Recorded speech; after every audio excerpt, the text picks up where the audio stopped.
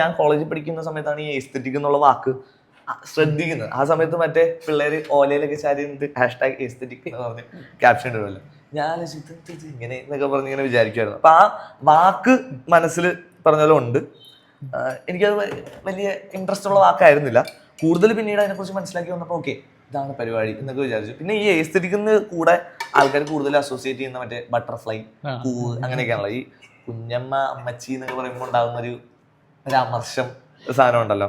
അപ്പൊ അത് മിക്സ് ചെയ്ത ഒരു നല്ല ക്വർക്കി സാധനം വരും എന്നുള്ളൊരു ഫീൽ കിട്ടി. അങ്ങനെയാണ് എസ്തെറ്റിക് കുഞ്ഞമ്മ. പ്ലസ് എനിക്ക് ഈ പറഞ്ഞ പോലെ നമ്മുടെ ഒരു ഐഡൽ എന്ന് പറഞ്ഞാൽ ഫിലോമിന മാം ആണ്. ഞാൻ വിശ്വസിക്കുന്നത് മലയാളത്തിലെ ഏറ്റവും ബെസ്റ്റ് ആക്ടേഴ്സിൽ ഒരാളാണ് ഫിലോമിന മാം. അപ്പം അങ്ങനെ ഒരു ഐഡലിനെ തന്നെയാണ് നമ്മൾ നമ്മുടെ ലോഗോയില് മെയിൻ ആയിട്ട് വെച്ചിട്ടുള്ളത്. നമ്മുടെ ലോഗോയില് ആ അമ്മച്ചി ആക്ച്വലി ഫിലോമിന മാം ആണ്. ഒരു ആനപ്പാറ അച്ചമ്മ എന്നൊക്കെ പറയുന്ന പോലെ എസ്തെറ്റിക്